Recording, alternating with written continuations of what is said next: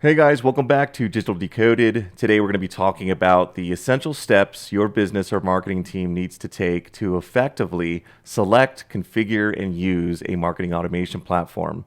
Now, more often than not, we see businesses invest heavily into these platforms only to be discouraged by the return on investment. But by following these top 10 steps, it will help ensure the success that you have with yours. Let's take a look. Okay, so I'm going to run through these 10 steps fairly quickly, but we're going to include a link to an individual blog that covers each step in more detail. This way, you get a really good understanding of how to execute each step and the best ways to do it. So, step one, define your marketing goals and objectives. Before you start looking for a marketing automation platform, you need to determine what you want to achieve with it. So define your marketing goals and objectives and make sure they align with your overall business objectives. I know that sounds like a no-brainer, but you'd be surprised how many businesses and marketing teams kind of skip or glaze over this step. Step two, choose the right marketing automation platform.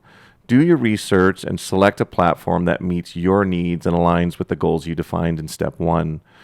Consider factors such as pricing, features, ease of use, scalability, and integrations. The last thing you want to do is invest in a platform that doesn't integrate well with your current marketing stack or is too difficult to use for your internal resources that are available to you. So step three, create a project plan. Once you have selected a marketing automation platform, you want to create a plan that outlines the implementation process.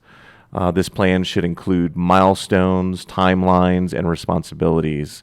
Make sure you review this plan with your internal shareholders and resources and make sure everyone's on board and clear with what their responsibilities are. Step four, set up your account. Set up your automated platform and configure the settings according to your needs.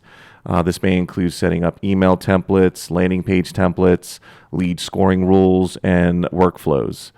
So that's extremely important that you set it up specific to your needs. Step five, integrate your marketing tools. You want to integrate your tools such as your CRM, your email marketing software, your social media accounts, and your website. So you want to integrate all of this to help ensure that your data is going to be synced and you can use it to create more personalized marketing campaigns. Step six, import and segment your data. Import all of your customer data into the marketing platform and segment it based on demographics, behavior, interests, actions taken on previous campaigns. And all of this will help you create more targeted campaigns and increased engagement. Step seven, create your campaigns. Create campaigns using the tools provided by the platform. This may include email campaigns, social media campaigns, and lead nurturing workflows.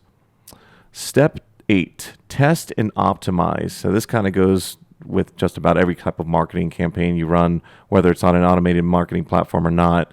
You want to test your campaigns and optimize them based on the results. A lot of these platforms provide a lot of analytics and data, so it will help you create very smart and data-driven decisions to improve those results. Step nine, train your team. Train your team on how to use the marketing platform and the processes you have created and implemented. This will ensure everyone is using the platform effectively and efficiently. Step 10, launch and monitor. This kind of goes back and forth with step 8. Launch your campaigns and monitor their performance, make adjustments as necessary, and continue to optimize your campaigns for better results.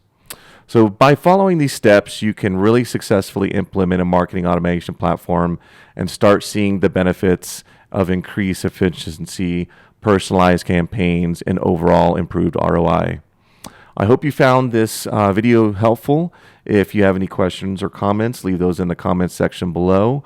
And as always, subscribe, and I'll see you on the next one. Thanks.